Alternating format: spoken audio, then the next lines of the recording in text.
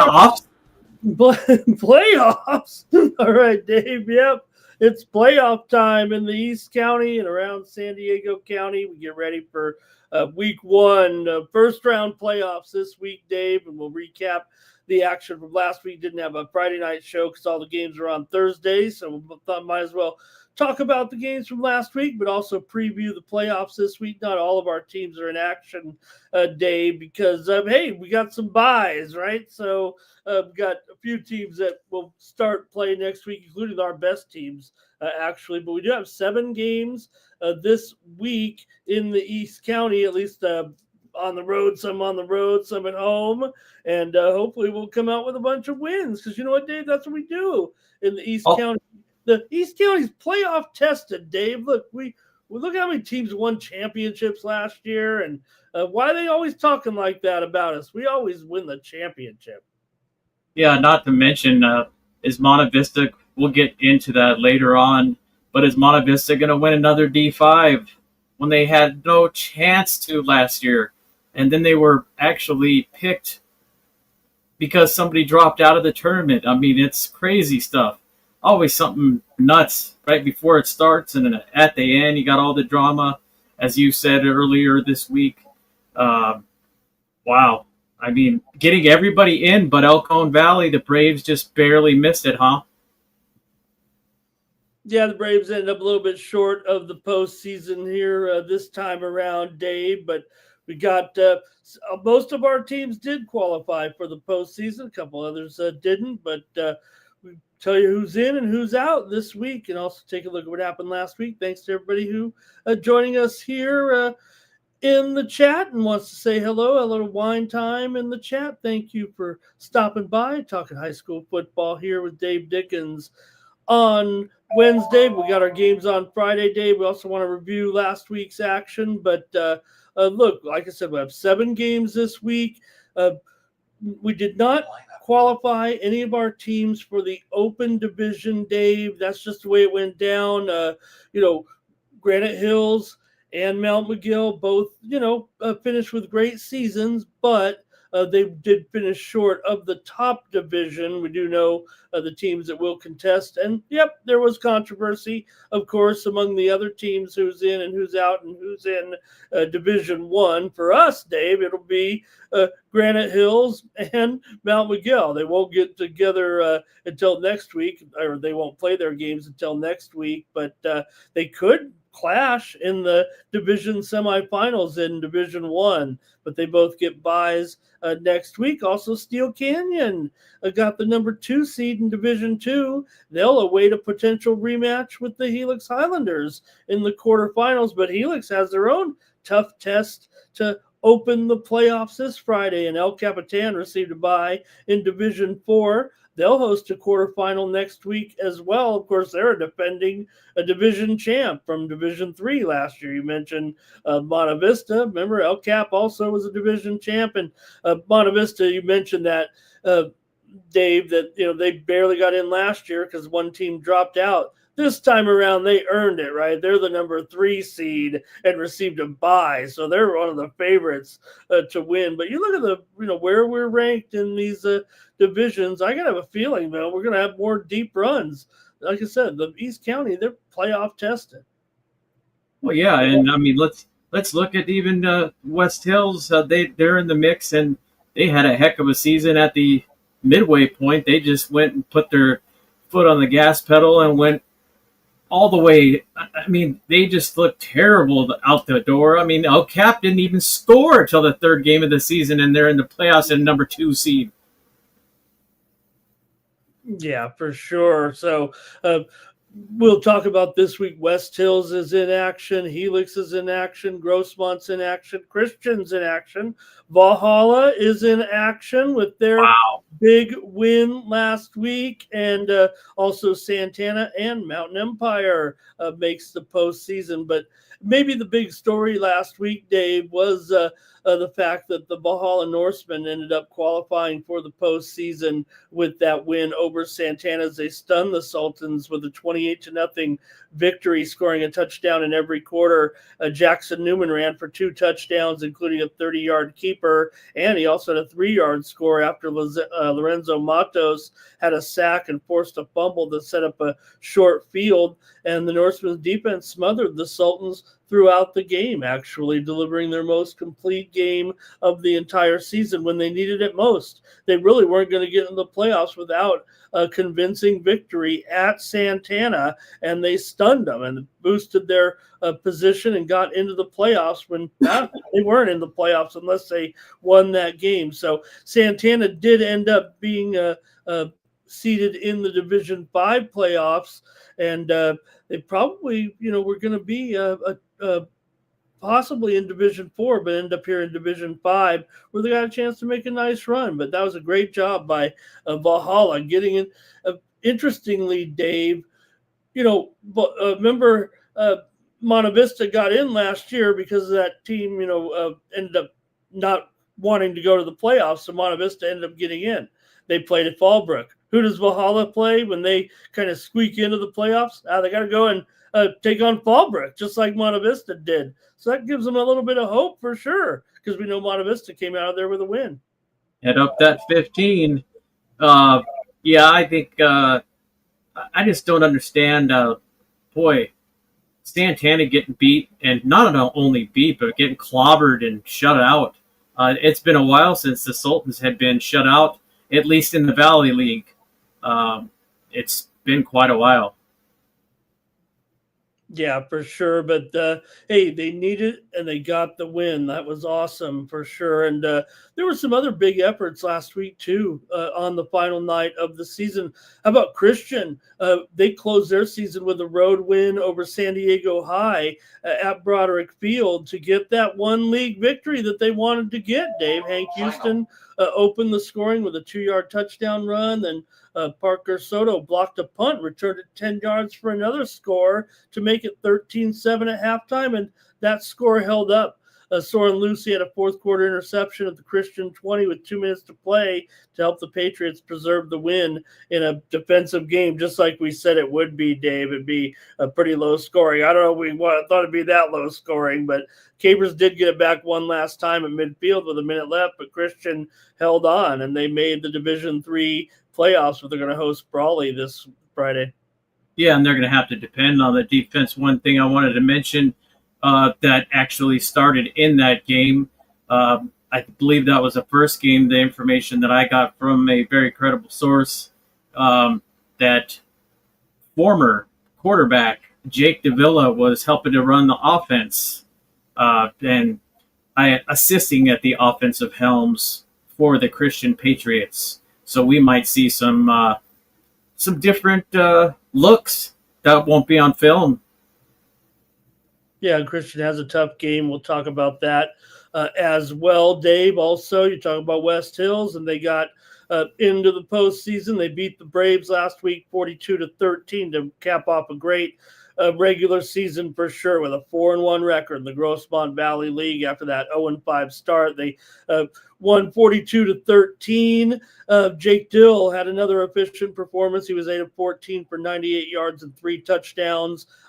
Anthony Rossellino caught 3 passes for 42 yards. Aiden Boisfort added a 30-yard touchdown, and Zach Marty Carrena hauled in a 17-yard TD pass on the ground. Julian Di Benedetto powered the offense with 98 yards and a touchdown on 10 carries. Jacob Romeo had another great game, 64 yards and 2 touchdowns for our man Jacob. And the Wolfpack had 300 yards, Dave. They could get that type of offense against Eastlake, which is a team just like they are, Dave, a big-time defense. they'll win this game at East Lake. It's going to be hard enough because it's kind of like playing almost a mirror image of one another when they go to take on East Lake, and we're on the road. So, we're a little bit of an underdog. But defensively, West Hills was just as sharp against the Braves. Ray Garcia had 2 interceptions, not just one. When we talked to him, he came back with 2 more against the Braves. Austin Hammond had another pick, and special teams was good too behind our man Slahowski, who made all of his PATs. So the Braves did end up short of the postseason. They're probably, maybe a win would have got them in. I'm not sure if that would have even helped them, but we'll talk about the Wolfpack. Also, Dave, Granite Hills over Steel Canyon. We'll talk about them at least here because both those teams will be on bye this week. But in the season finale, Dave, Granite Hills locked up a 4th straight outright Grossmont Hills League championship with a convincing win at Steel Canyon. In the finale, his quarterback, Zach Benitez, threw 4 touchdown passes, including 2 to Isaiah Rodriguez. What a contribution this guy's had to the team since he was able to come and join the team at the sit out after the sit out period.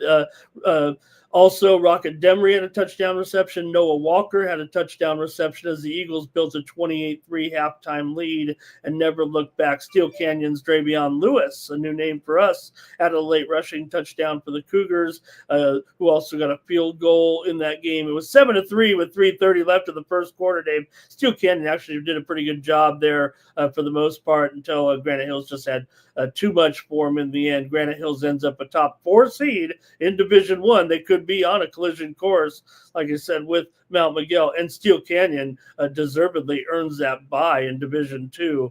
You took a look at that game. Yeah, the thing is I just expected Steel Canyon to put forth a bigger effort on defense and offense as well. Usually these two match up, and there's not a blowout either way. Maybe a touchdown or 2. Last minute heroics, but last couple of years since they've been state champions and CIF champions, Granite Hills, they're even making Steel Canyon look like a shell of old, unfortunately. So I'm glad to see my Eagles are still flying high, and still miss that number 1 seed though that Lincoln once again is getting. Yeah, well, actually, Lincoln. That was the big news actually in the Open Division. Lincoln didn't make it actually to the Open Division. They were in the Division I, much to their chagrin. They took to social media to kind of express their displeasure at the current system that the San Diego section is using for the postseason after the Lincoln's Hornets were shocked after being left out of the Open Division playoffs. Actually, it appeared La Costa Canyon was going to be the odd team out, but by Sunday's meeting, the ratings had changed, and Lincoln is left on the outside looking in. So in the Open Division, Dave, it'll actually be Cathedral Catholic at Mission Hills, Carlsbad at La Costa Canyon. Those will be the 4 teams. Lincoln is in Division I, awaiting teams like San Marcos, Mount Miguel, Granite Hills, and whoever else can maybe whittle their way through the Division I field. So that makes for a great division. A lot of talk here. Maybe they should have had 8 this year because, you know what? Maybe our top 4 just aren't our top 4. And that's where the argument comes in, why everybody's all upset. And, why can't we have 8 teams in it this year? Because maybe there is a little bit more balance. Do you think that some of those teams like an Oceanside, how about Point Loma? They're 5th in Division I. They went 10-0 this season, and I ranked them number 4 in the county myself, but no one else really did. I liked their season. I watched a lot of their games, watched a lot of their highlights. I thought they looked great. I thought they deserved a shot. I mean, if you're 10-0, Dave, in one of these good leagues like Point Loma was, I think you deserve a shot to win the entire county. Everybody's all upset because, we've got Division I, Division II, Division III, and all you're doing is winning a little tournament. There's only one championship to win. It's the Open Division. Hey, look, I want playoffs. I want all these divisions to have tournaments, and I want section titles.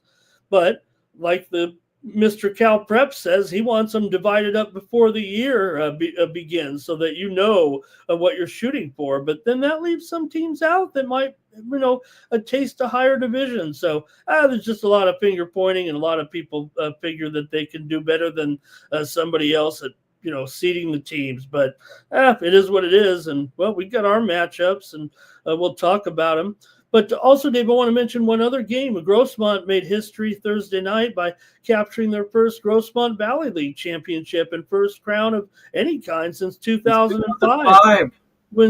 Can you believe it's been 20 years for a Grossmont title for the Foothillers in the league championship anyway, with a 56-33 win over Monta Vista at Mashin Stadium under Anthony Lawrence, Dave. So they completed an unbeaten run through league play, claiming the title outright as Tyler Holmes accounted for 6 touchdowns, throwing for 4 and rushing for 2 as Grossmont piled up 56 points through 3 quarters against Monta Vista. Holmes connected twice with Randy Ballard, also threw scoring strikes to running back A.J. Hooker and Kenny Krause, and Corbin Dow added an early rushing score. So Monta Vista battled pretty gamely behind Deshaun Jenkins, Dave, 65-yard kick return. There was a pick 6 for Monta Vista and a 2-yard scoring run from quarterback Derek Taylor. They actually cut the margin to 8 in the third quarter, but then the Foothillers exploded. Caden Ong sealed the win with a 25-yard interception return as Grossmont won its first title in 2 decades, and they are in Division II, where they'll play this week on the road. But that's part of the news here, Dave. It won't be at Mesa College Saints home. This one will be played at Mater Dei Catholic, which takes the home field away from Saints and makes it a neutral field. I don't think there's any other way to look at it. Well, and we'll get into that. I know that Coach Lawrence gave a few words too. He's concerned with taking care of Palomalu, so that's his numero uno on Saints, and but we'll get into that. But yeah, 20 years. I was thinking, my son was born that year, and that's the last time the Hillers put together a league championship. Yep, and a couple other quick finals here. We'll get right to these previews, but we didn't have a show on Friday. I want to give everyone a shout out. All these players that had a great season finale. Mount Miguel turned in a dominant performance, defeating El Capitan 42-10 in a Grossmont Hills League matchup, and the Matadors finished off league play in second place and a 7-3 record, defeating El Capitan. But both teams are in the postseason here, and like we said, El Capitan they got a bye and. Division 4, so good on El Capitan, finishing strong there with a good season, even though they lost this one. Mount Miguel seized control quickly, Dave. They scored 28 points in the first half to put the game out of reach. Jeremiah Loper was nearly unstoppable, completing 8 of 13 passes for 280 yards and 3 touchdowns, and also rushed for 49 yards and a touchdown. Loper had a 1-yard reception as well from Johnny Porfilio, who also caught 4 receptions for 103 yards and 2 touchdowns. Brandon Arrington contributed a 45-yard touchdown, and Tamarian Williams had a scoring grab of his own. Senior A.J. Logan had 4 catches for 104 yards and 2 scores in that one. And for the Mount Miguel defense, Kalani Jordan and Williams each intercepted passes as El Capitan couldn't really mount any extended drives. So still a good game for El Capitan to head into the postseason with a tough test. Like I said, all those tests were tough for El Capitan as they finished winless in the Grossmont Hills League, Dave. Hayden Passanini had 127 yards on 11 of 19 and also rushed for 68 yards. And I think that's not a bad stat line for a team that, look, they're getting a bye in the playoffs, and they just won a title last year. So why couldn't they do it again as a top 4 seed here in Division II? Michael Castillo had a 1-yard touchdown run for El Capitan to get them ready for the postseason. And they'll have a bye, actually. I am shocked, though, that the defense gave up that many points. They hadn't been giving up a big bunch like they had to Mount Miguel. But, speed kills, and Mount Miguel has a lot of that. And I think that the corners just and the defense is fantastic this year for El Capitan. But I think when you play in a team that is that fast and you're not able to get to the quarterback, it's going to be a long night.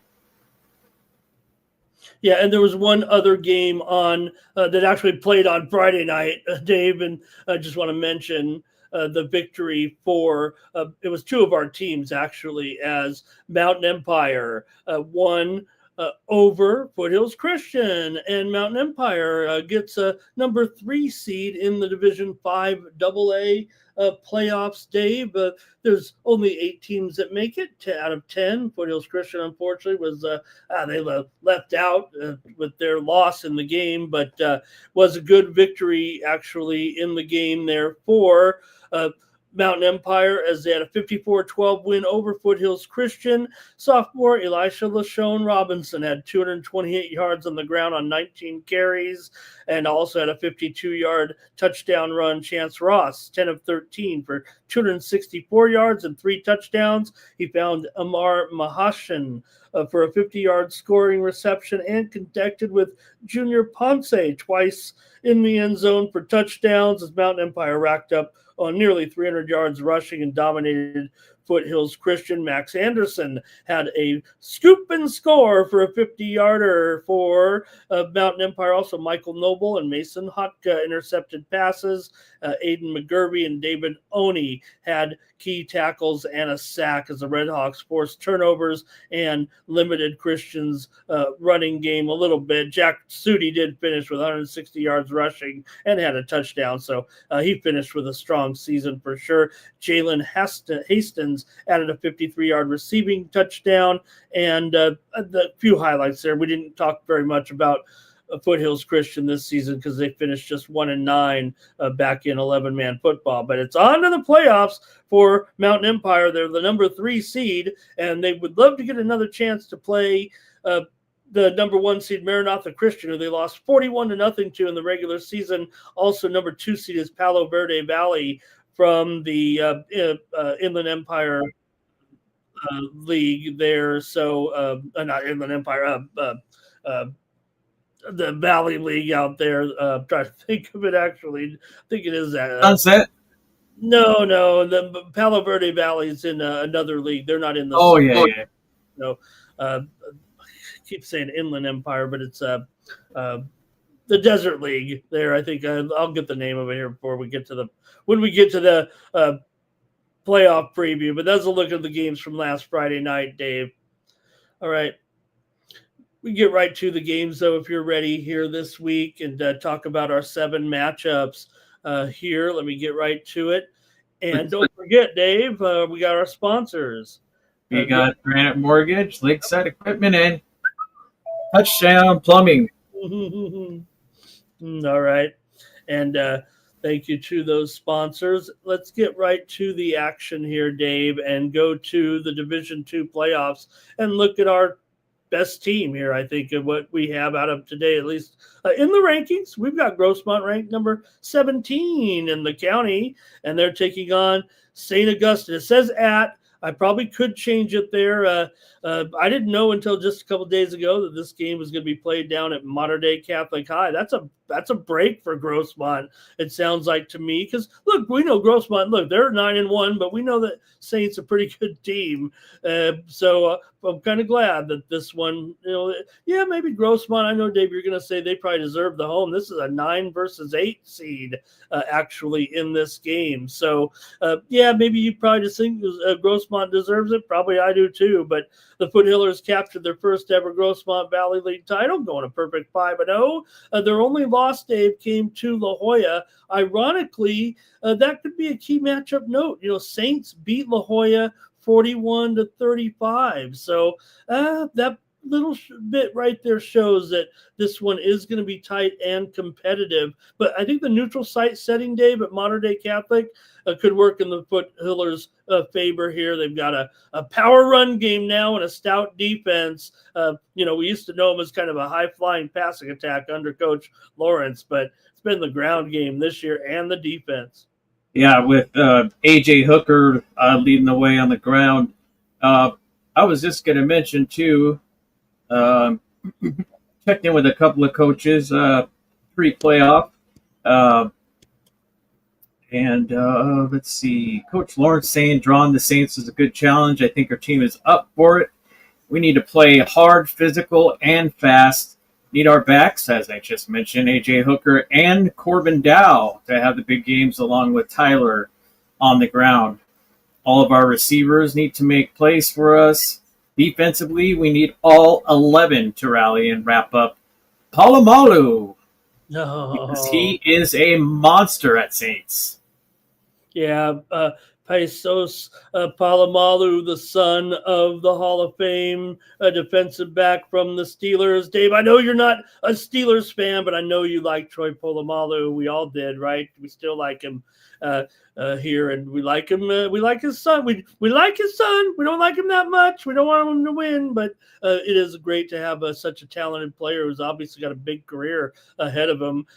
He's a dynamic two-way threat who averages 115 rushing yards per game and also leads the team in tackles with 8.7 per game. But I think Grossman's balance and momentum, Dave. I look, you probably think I was going to take Saints, and you know what? If they were home, it'd be a hard pick to take him, but I don't want to go against a 9-1 Grossmont. If they would have slipped up somewhere in the season or something, maybe I could make an excuse for wanting to take the pseudo home team here, the higher seed. But I think Grossmont is going to win this game. I think they win it by a field goal, right around the 31 to 28, somewhere right around there, Dave. It's going to be tight. This ain't going to just because it's 9-1 and 4-6.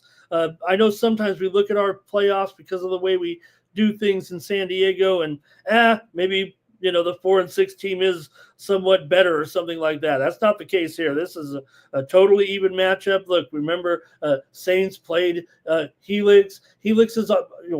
Hey, we both have Grossmont rated higher than Helix this season, so it's going to be tough for Grossmont. But I think they've got to feel pretty positive about the site switch. I hate to keep bringing that up, but I think it's a big deal.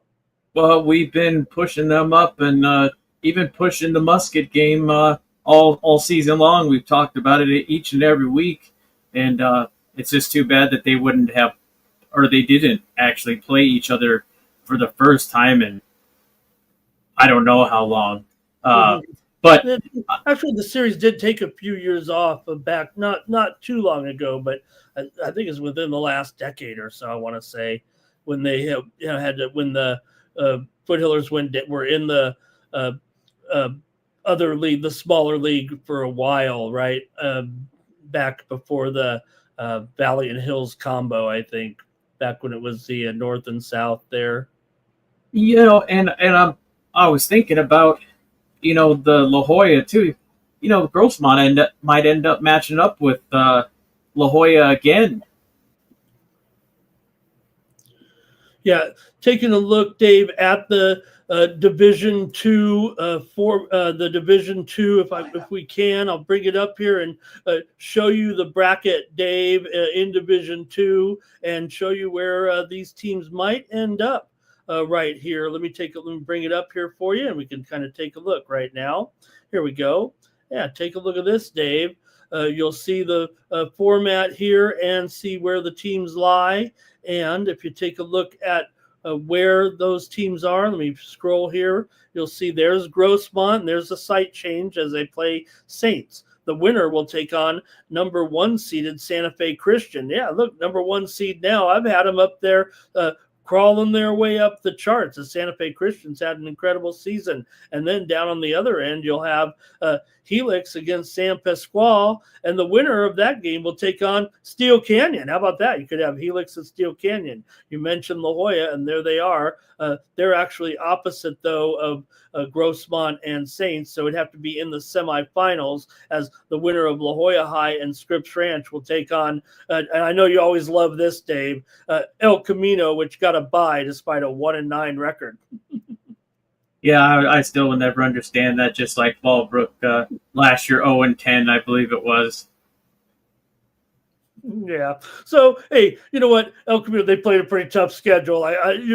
No matter what happens with La Jolla and Scripps Ranch, I mean, it's going to be a tough game against El Camino. They're a really good team. It's just unfortunate they played all those teams that are above them in here, and that's where Dave, the rules now. It used to be that all the that when they chopped up the divisions, the best 4 teams would be in open, and then the next 12 teams in Division One, they made 16 teams in Division One, and they all made the playoffs. Now El Camino would have been in that format no matter what. But it used to be where they chopped it up in Division 2, 3, 4, and 5 or whatever, and you knew before the season and you couldn't jump divisions. So if you did have a crummy season, I want to say it like that, but you could miss the playoffs in your a specific division if you went one or 2 wins because you didn't have a strong enough power rating to get into the top 12 teams out of like 16 in Division 2 or 16 in Division 3. And then the bottom 4 teams with each division was getting left out. But they're like, hey, we're in Division 3 and we didn't make the playoffs, but we're better than these Division 4 and Division 5 teams. Why aren't we getting in the playoffs? And Mr. Cal Preps guy says, well, if you chop up the playoffs before the season began, then these teams know what pool they're in and they know what they have to do to make the playoffs. And then if you don't have a great season, you don't get in. So that's why like the bottom teams that didn't make the playoffs were the worst teams. I guess I could say the worst teams in the county ended up, at the bottom of Division 5, and that's why. And the Cal Preps guy says, hey, San Diego has 77 teams eligible for 11-man playoffs. 64 teams make the playoffs. Dave, do you think that's cool, or do you think it doesn't matter? I mean, I think I would go back to the older system personally. Yeah, I think the all in Division 1, and then if you didn't make it, that's a shame, but it is what it is. Okay, so there's Grossmont there, Dave. I think they'll win this game, and when they do, they will advance here to take on Santa Fe Christian at Santa Fe Christian. Like I said, Dave, I rank Santa Fe Christian, I think, higher than the Union Tribune pollsters were most of the season. I just have them kind of ramping up all season long and eventually getting to basically the top 10. That's where I ended up with in our poll anyway. I mean, my poll. In fact, my poll was a little bit more representative of what we actually saw in the power rankings because I also had Lincoln out of the top 4, but I also had that's why I put Point Loma ahead of Cathedral Catholic. There was an upset in there. Remember, Point Loma pulled off the upset, so why don't they now? Cathedral beat Lincoln. And then, right? They beat them without Palmer, so there was a little bit of to do about that or whatever. So anyways, we've got Grossmont, number 17 this season. And I was mentioning Santa Fe Christian, Dave. I finished with them 9th in our polls. So that would be a great game no matter what. I mean, Grossmont, hopefully that'd be a great matchup to go take on Santa Fe Christian, who's had a terrific season.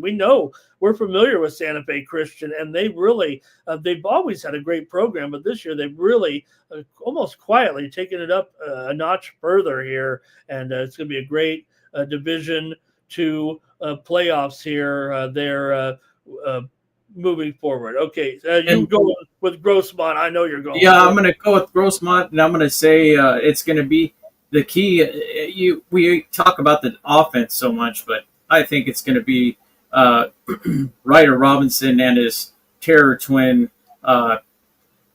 Mr. Burke, going in there and giving them a hard time, Saints quarterback a hard time for the entire game. So I think that's going to be the difference, and I'm going to take Grossmont 35-28. All right. And we'll just leave the brackets up here while we're talking about it. How about that? And we can go to the next game because it is involving, our Helix Highlanders, Dave. Or Helix Highlanders. They're going to be taking on San Pasqual, and they're at home. They earned the home. They earned the home bid here. Despite a 4-6 record here, Dave, and they'll take on 7-3 San Pasqual, who, look, I've got San Pasqual in our poll there. And look, hey, Akita, nice to have you in the chat. I love the comment. If Point Loma played good 3 in a row today, they'd lose by 41, I think is what he's saying there. 3 row. I think he's saying Cathedral could 3 roll. I know Akita's using the voice text there. I know what you're saying, Akita. You don't need to type it in and your hard-earned keystrokes. I could 3 roll. You know, Dave, how good I am at reading the chat. Anyways, Dave, for it's not often that Helix, might be kind of an underdog here despite being at home. In fact, the computers are kind of actually favor the Highlanders here. And look, they did earn the better seed with a stronger rating here, I guess. But the Highlanders grabbed the number 7 seed despite just 3 wins on the field. They were given a forfeit win over El Camino. Those kind of worked into the power ratings, I think, as a victory eventually. So they're going to rely on our man, Lee Norman Lester, who averages 146 total yards per game to guide the offense, Dave. But Cathedral has one of the best passing games in the county. Robert Renteria has put up one of the best, some of the best numbers in the county this season, averaging 270 total yards per game. We talk about Benitez, right, who led the county with about 310 yards per game. Renteria, 270 yards per game, including 238 through the air, 24 touchdowns, and 2 interceptions, Dave. I think this is going to be tough, actually, and I'm probably going to go against the Highlanders here, but they got Jeremy Davis on defense. They've had some injuries on defense this year, have the Highlanders, but San Pasqual, Dave, out of their 3 losses, they lost to San Marcos and Torrey Pines. If you know what I mean, they played a very tough schedule and came out of there with mostly wins. So I'm actually going to take San Pasqual to win this game. I was on the field a few years ago. I remember Helix losing at home to El Camino. I kind of equate the game to that. Helix right now did not have a great Helix style season. I sure hope they win this game, but I'm going to go with San Pasqual, Dave. I think this passing game of San Pasqual is for real. I have them ranked number 20 in the county, and I'm going to have to stick by that here and take them to beat my Highlanders. But I'm going to be rooting for the Highlanders, Dave. Yeah, I'm going to have to go with you, unfortunately, and take San Pasqual. And I'm going to say it's going to be a little higher, and I'm going to take San Pasqual 31-28. You know, Norman Lester's done a pretty good job, certainly this season. And, the Highlanders just ended up, they played a very, very tough schedule. And they got the big win there late in the season, right, when they won at home against the Cougars. So, that was a key victory for them, actually. And there you see them in the playoffs where they will face Steel Canyon possibly again. Would you like that, though, at least? We're picking an upset. Helix is favored to win, Dave. And if they did, they'll play the Cougars right back at Steel Canyon next time the regular season game was at Helix, I think. Yeah. Yeah, I think that's a perfect matchup. So hopefully Helix can get through this one. But unfortunately, I think San Pasqual's got just a hair more offensively than Helix does. Okay, let me show you Division One for real quick, just to show because we don't have any action in Division One. But here you see the Division One pool with Lincoln, the number 1 seed. They'll take on Torrey Pines. Lincoln, the number 1 seed, gets a bye. Torrey Pines takes on Poway. Point Loma, 10-0, takes on Mater Dei Catholic. Sounds like a good matchup. Point Loma still should win. San Marcos with a bye. There's Oceanside taking on Holtville. That sounds great. Mount McGill there with a bye. There's Del Norte. They'll play Rancho Bernardo, and the winner of that game will play at Granite. And there you see Mount McGill and Granite right next to each other, Dave, and they could meet in that semifinal at Granite. Wouldn't that be awesome if they met on Friday, November 1st at Granite Hills for another rematch? The Eagles will be favored. We know that, but we want our teams to play in the semifinal. That's the best we could do is play each other. So a little less laundry this time, fellas. And we'll talk about that game, those games next week when they get underway. Let me go to Division 3, where we have 1 entry, Dave, and it's the Christian Patriots. Better believe it. Look, they're going to be at home at Valley Stadium there, taking on Brawley. Man, Dave, these Inland these Valley teams have had a great season. Brawley only finished 2-8, but they played all those tough teams that you see that dotted the top 20. Quite frankly, this season, Dave, was an incredible season for some of these teams coming out of the Valley. I'm talking about Imperial, Holtville, Central. They all had strong seasons, and Brawley just ended up playing all of them and losing, but they're still a pretty good team. Let me bring the graphic up here at least. There we go. So don't let the records fool you. I think this matchup, Dave, will be one of the more competitive first-round games. Obviously, when you're 2-8 and 3-7, but both teams had tough schedules. Both teams, Dave, played Saints. Christian fell to Saints, remember, 20-7. Brawley fell to Saints 28-7. So look, Christian has Caleb Runkle. He's our man, 173 yards per game. Kai Rozier, 84 yards receiving this year per game, one of the top receivers in the county. And Chase Togerson leads the defense with 9.5 tackles per game. So Brawley's going to have probably a little bit more physical line, believe it or not, Dave. But Christian does have the home field advantage here. Well, as I had mentioned earlier on in the beginning of the show, that former quarterback Jake Davila has come to help with the offense as like an assistant offensive coordinator, if you will. And according to assistant coach Joey Moronis, they're working on some new stuff, saying that they're going to need their D-line unit to play really big. Brawley is big and move people up front. So they're going to have be real solid on that D-line. And with the likes of Hayden Jeremiah, Julian Moronis, Jacob Zarazuk, and Hudson McFarlane, they'll be leading the defensive line, and they need to come up big in order for Christian to get the ball. I'm not worried about the scoring on the offensive side. But containing this opponent might be a little difficult because they do they're a little smaller in stature as far as Christian's concerned. Yeah, but Brawley, they're these desert teams. They've been so good, and Brawley is not to be overlooked despite that record. The desert teams played terrific football this year. Once again, Brawley rushed for 1,500 yards this season, Dave, but had just 345 yards through the air using a series of quarterbacks because they're kind of just a running team and they'd run the guys in there. They had no touchdown passes this season, Brawley, so that was kind of interesting. So both teams have been close games all year. I got to take Christian here in this one. I'll take him by maybe a touchdown, maybe close to a touchdown. Christian has been involved. We saw him in some low-scoring games too. Playing good defense, but they were just overmatched. I think with the matchup here against Brawley could lead to a little bit more scoring, actually. And I got it around 24-20, 24-19, Christian to win it. But it's no gimme for sure. Christian's going to have to fight very hard. And I imagine it could even come down to the wire here with against the Brawley Wildcats.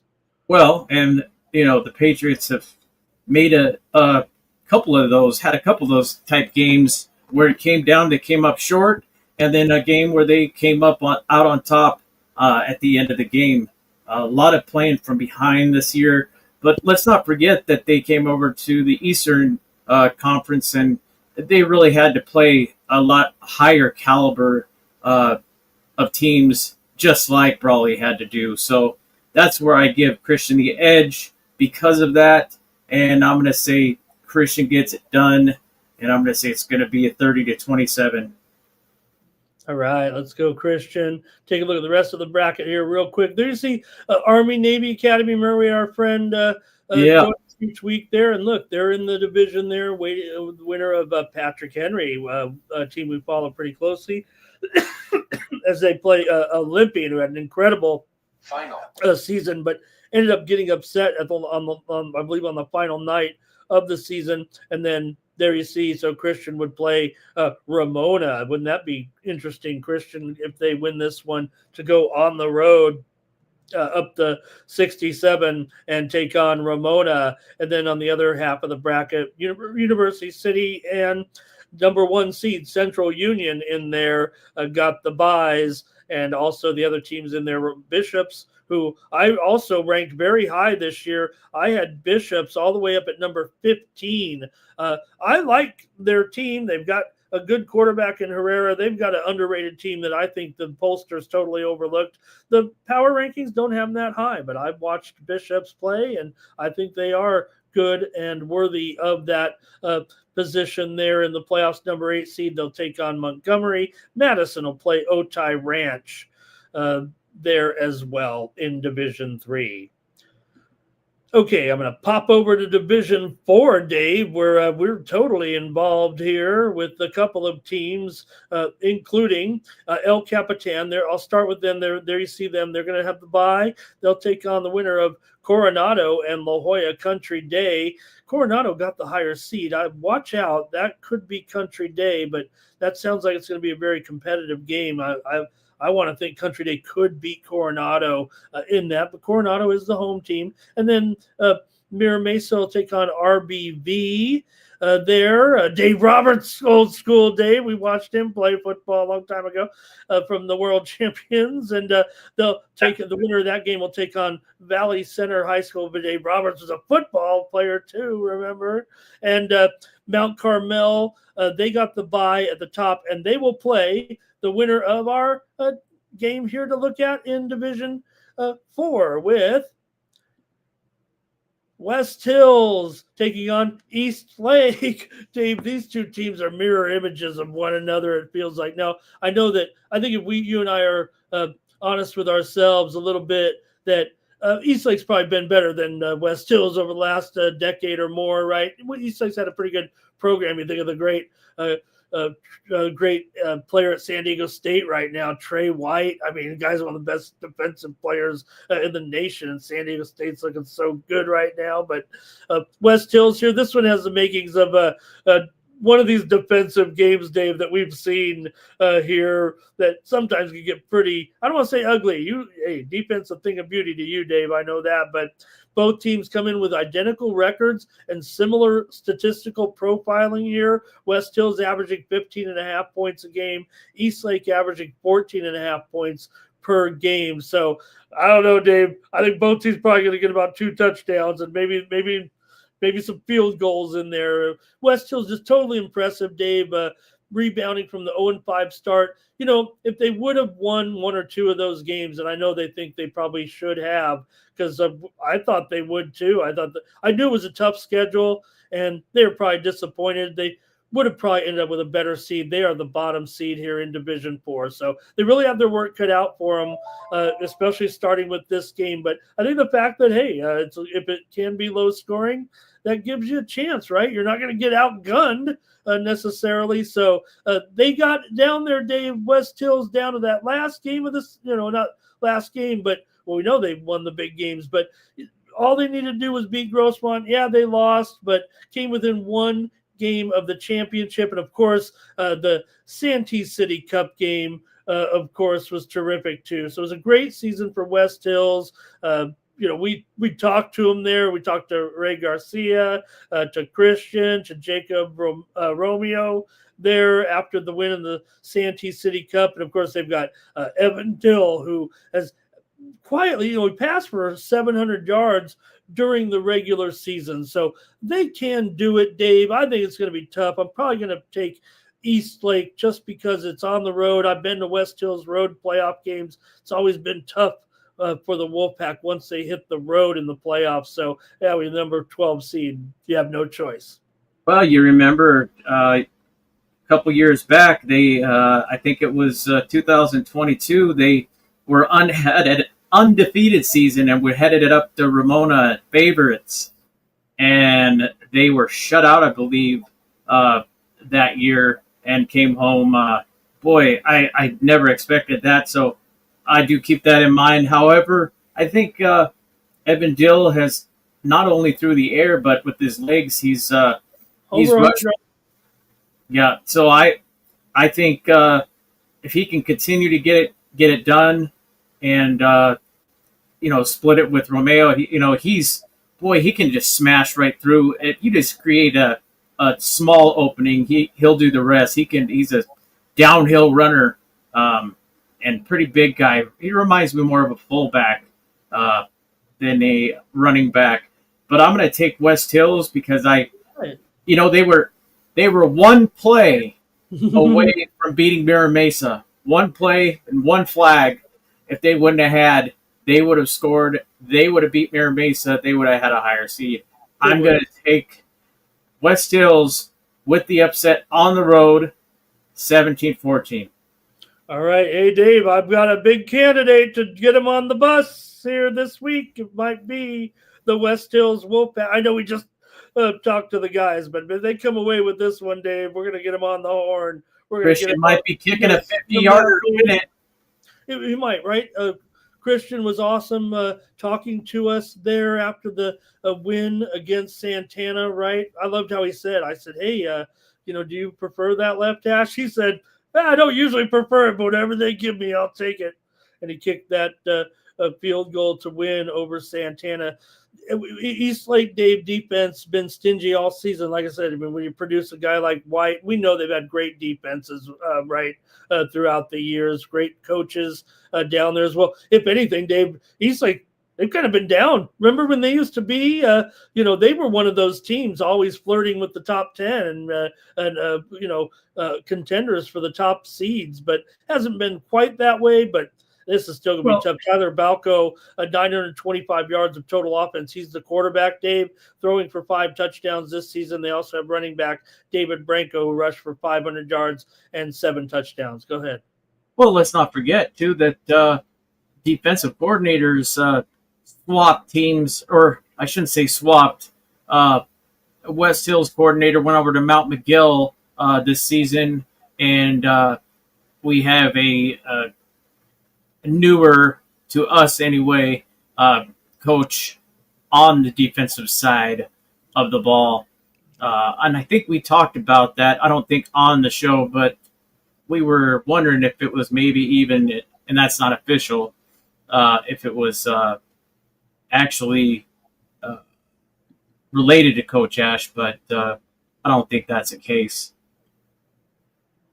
But he has 50 years of, I just remember Coach Ash saying he's got 50 years of experience coaching at the high school level. So, I think West Hills, I'm looking for that long field goal to win it at the end of the game. All right. Defense. All right, and that's a look at Division 4. Like we said, El Capitan's in that division as well. All right, we're going to move to Division 5. It's the East County Open in Division 5, Dave, and let's move to the first game here. Well, I'll look first at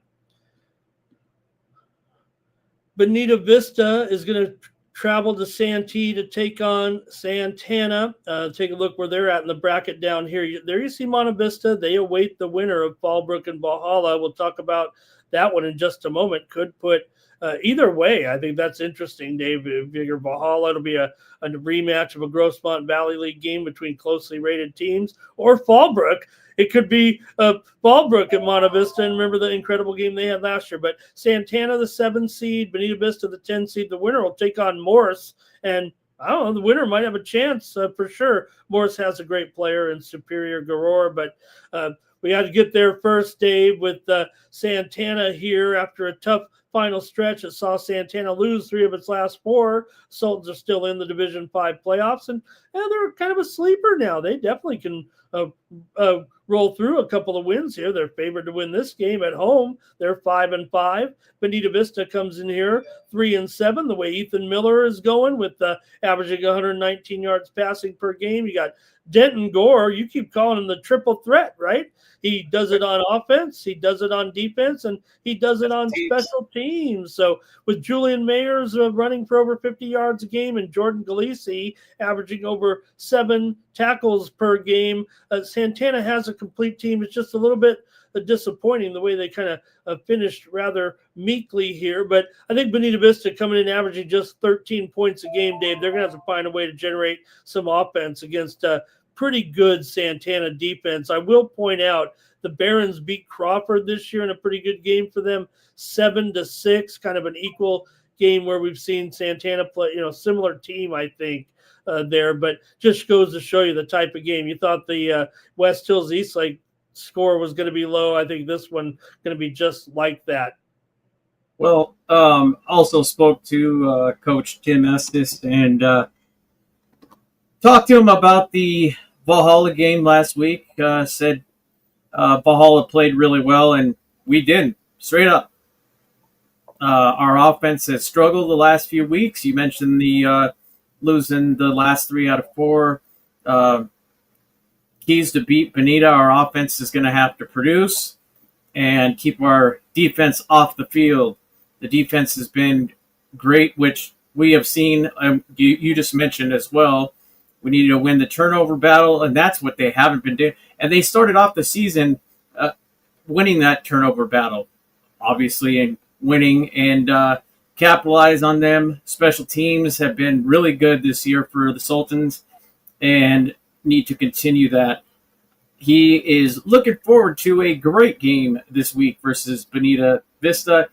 I am going to say that they get the monkey off their back. They have the home field advantage. I think that they're about even, and that's where the home field takes over. I'm looking for maybe a 14-13 game here. Yeah, me too. That's a favor of the Sultans. Yeah, I'm still going to take the Sultans, but this one, they really better win this one. I feel like that it's. Yes, it's going to be a disappointment, of course, if they lose, but I don't think there's going to be excuses if they lose this one, Dave. Hey, you know who I didn't mention, though, Dave, and probably should, as always, is Coco Thornton, but I know it was a rough game last week, so finding the Sultan highlights were kind of difficult, but not with Thornton. He ended up, Dave, with a total offense last week of 62 yards, but also 13 tackles last week. So Coco was all over the place, and he'll be a major factor in this game, I'm sure, for Santana. He's definitely playing hard here right now. And also Ryder Davey had 1.5 sacks last week. Caleb Carnes, who actually took snaps at quarterback again last week, also came in there last week with a sack, and also Thornton also had an interception in the game last week. So I'm with you. I'm taking the Sultans in this one. Look, we've seen the Sultans go on playoff runs before. I mean, they played, in division championship games. They get on a run, and that's what they do. They've had first-round wins in each of the last 2 seasons, so they can win this one for sure. Yeah, they're going to have to win this one to really save their season because I honestly didn't see them losing 5 games this year. It's almost like they ran out of gas halfway at the midway point. Okay, so there you see it. Santana, Bonita Vista, winner plays Morris. Monta Vista awaits the winner. Just want to mention again, Dave. So if Valhalla wins, of course, Monta Vista and Valhalla, that'll be a pretty good game. I think Monta Vista, they're at home getting the bye. But just funny last year, Dave, how Monta Vista squeaked into the playoffs with that late invite after one team dropped out. They went all the way, right? They went all the way. And now you've got Valhalla, who basically got in on just because of that win over Santana. They were not going to make the playoffs, brother. I'll tell you that. They get in the playoffs, and the team that they have to play is at Fallbrook, just like Monta Vista did. Monta Vista won that game last year. They remember 33-32 at Fallbrook. So I think that's got to give Valhalla a real confidence here. Let's move to that game. Valhalla will travel to take on Fallbrook. So I would just say, look, Valhalla, Monta Vista came up here and won that game. It wasn't easy. Remember, Fallbrook had no wins, right? But that's how it shook down. And Fallbrook, they're 3-7. So after, I think for Valhalla here, Dave, they ride into the momentum of that win over Santana that vaulted them in the playoff field. That gives them a lot of momentum. Their defense has been strong with Brody Chartel, and Jackson Newman is a very capable quarterback here. So I think Valhalla can go up there and give this team a great game. Now, I don't think that this Valhalla team, Dave, has the chops of that Monta Vista team that ran through and made it all the way, right? We said, remember when they were getting left out, we were like, that's too bad because Monta Vista is pretty good. It really would be a bummer if they didn't make the playoffs. And they didn't at first until that late invite. And then they proved it by running through the field. At Valhalla, I just want them to win this game, and then we'll take it from there. Let's get a big upset win here. I'm going to probably take Fallbrook, Dave. They have the experience in tight games, including, Dave, get this, they beat Santana, remember? 34-28 in Fallbrook. So, look, if the Sultans couldn't win in Fallbrook, and at least Valhalla can say, hey, we beat the Sultans. The Sultans lost at Fallbrook by 6 points. We can beat Fallbrook. Yep. And with that being said, I think that Valhalla is going to come up a little short, but I think it's going to be a close one, and I'm going to take a lower scoring game, and I'm going to take Fallbrook 21-14. Yeah, I'm just going to take Fallbrook, kind of like I'm describing it. Look, Valhalla can definitely do this, especially the way they played last week. That was extremely impressive to go in there and basically you don't see too much in high school football. Like your back is to the wall, Dave, and you got to go in and win a game that you're not really expected to win like they were. Now, they might have had the confidence in their own mind, and I'm sure they did, because they went and dropped one in on Santana for sure. But still, Fallbrook's physicality, the home crowd here a little bit, I think they can take this one. But the teams share similar styles. But I think because of that, Dave, I actually am taking it as a higher scoring game. I'm still taking Fallbrook, maybe by a touchdown or less. But I think it'll be more in the range of both teams getting maybe 4 touchdowns. So go Valhalla. We'd like to have another game, and look at the brackets there, Dave, for Valhalla. Like I said, the winner plays Monta Vista. So I don't know how you want to look at it, but either way, I think it'd be cool because with the Fallbrook had an incredible game with the Monarchs last year, and Monta Vista will be at home, or it could be a rematch of Grossmont Valley League teams that, the way Valhalla finished. I know we ranked Monta Vista higher because look, they're the number 3 seed, and they finished higher than Valhalla. But that'd be a good game. I think it'd be a good test for Valhalla to go play Monta Vista in Spring Valley. Yeah, I think Monta Vista can actually beat both of them. So I don't think they're just licking their chops for either one of them, really. And for the rest of the bracket there, Canyon Hills, Dave, what a turnaround for Canyon Hills. Back when they were transitioning from Sarah to Canyon Hills, the football team almost had to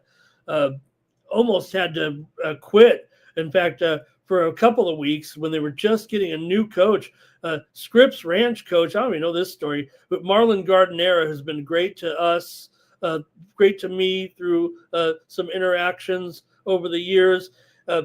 Listen to this man's character, Dave. He would coach his team at Scripps Ranch, and while Canyon Hills was trying to find he'd go coach them after his own practice.